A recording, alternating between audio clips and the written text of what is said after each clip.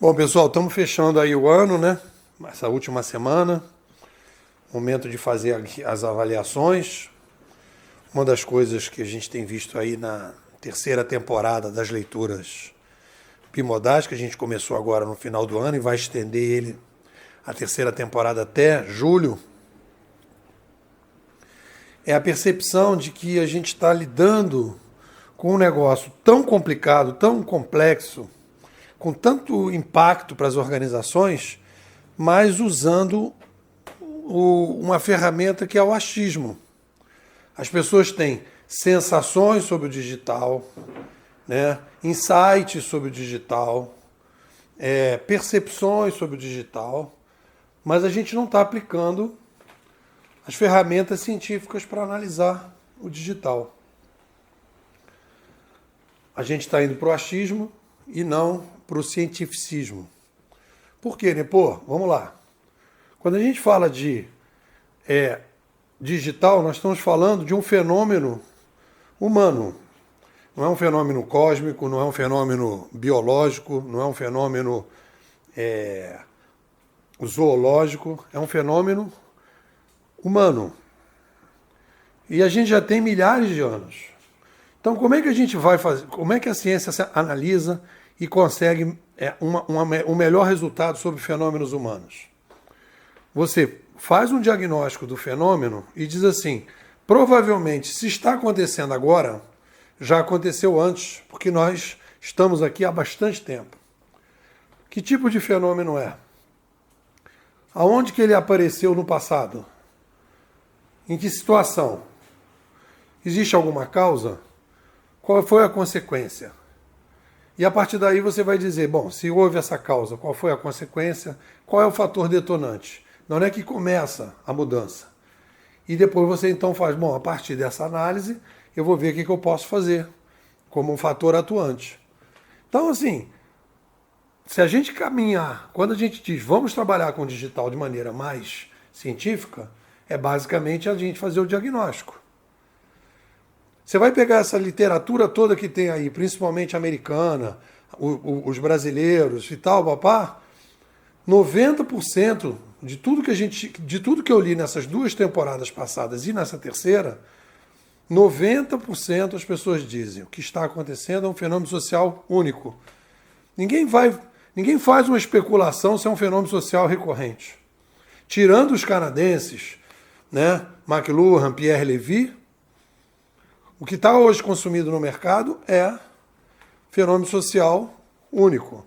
Quando alguém vai, 5% já começou a ideia de que é uma revolução industrial. É a quarta revolução industrial.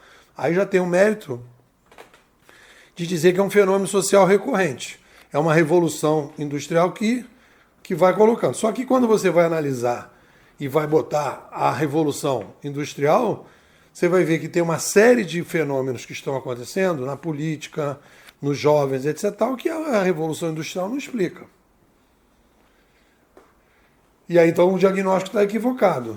É como se a gente estivesse falando de uma epidemia de dengue e a pessoa está dizendo que é uma epidemia de AIDS. São duas coisas completamente diferentes que tem que ter ações completamente diferentes. Uma coisa é um mosquito, outra coisa é a transmissão, né, de sangue. Então a gente começa numa outra etapa. O que a gente foi, aqui a Bimodais, o que a gente fez? Qual foi o caminho que nós traçamos completando um ano de escola? Número 1. Qual é o fenômeno? Uma revolução de mídia. Quem são os especialistas de revolução de mídia que podem ajudar a gente? Quem tem alguma escola, algum tipo de pensador? Tem. Os canadenses. Os canadenses são especialistas em revoluções de mídia. Revolução, gesto para oralidade, oralidade para escrita impressa para escrita manuscrita, escrita manuscrita para escrita impressa para o digital e agora o digital com uberização. Ok. Então a gente tem ali um fenômeno social recorrente. E aí a gente começa então a se aprofundar dentro desse processo. Existe alguma causa? E a gente provavelmente, e nós apontamos então a ideia de que toda vez que a gente aumenta a população, a gente precisa fazer uma revolução de mídia. E uma revolução de mídia vem para criar um modelo administrativo mais sofisticado. E aí a gente então tem um fator causante, que é o aumento populacional, um fator detonante, que é a chegada da mídia, e um fator consequente, que é o novo modelo administrativo. O que as organizações têm que fazer? Qual é a grande preocupação que ela tem que ter? Tem que se preocupar que aumentou a velocidade da inovação? Sim, com certeza.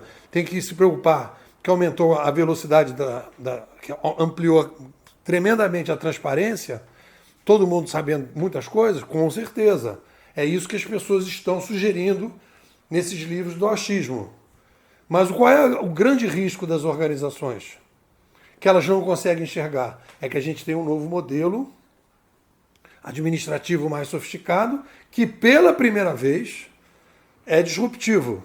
Não é a passagem, como teve depois da prensa, da monarquia absolutista para um primeiro-ministro ou um presidente, que o líder alfa continua.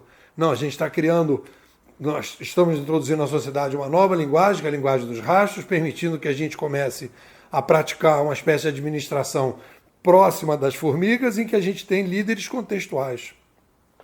É o caso do Waze, é o caso do Mercado Livre, é o caso do Airbnb, é o caso do Uber, é o caso do YouTube, exponenciais, atendendo milhões, bilhões de pessoas. A gente quebrou uma barreira administrativa.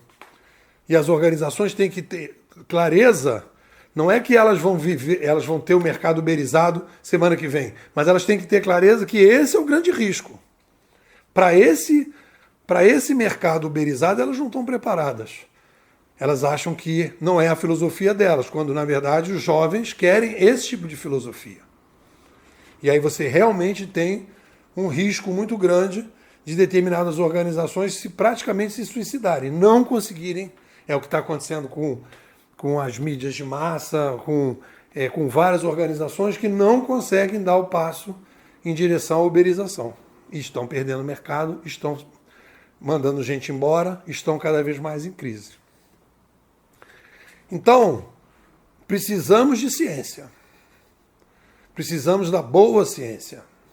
E a boa ciência não é academia, não é ir para a universidade, é a gente resgatar a ciência com caixa alta. O que é a ciência com caixa alta? Método de análise comparativo histórico, no caso das ciências dos fenômenos humanos, e a gente poder, com calma, ir separando o joio do trigo e poder ir aos pouquinhos caminhando. O grande mérito que a gente está tendo, e aí é uma alegria de falar isso para vocês, né? Agora em 2019, fechando 2019, nós estamos hoje com a escola, né, com uma narrativa progressiva. O que quer dizer isso? A gente tem as nossas ideias, nossas propostas. A cada 6 meses nós submetemos essas propostas aos alunos que chegam. Tivemos esse ano quase 220 certificados. Todos os alunos que foram certificados tiveram um grupo do WhatsApp, perguntaram, questionaram, sugeriram. E a gente fez a primeira temporada no primeiro semestre, segunda temporada no segundo, terceira temporada agora. A gente reviu toda a narrativa, melhorou a narrativa. Além disso, nós conseguimos criar hoje um corpo permanente da escola que já está batendo mais de 50 pessoas.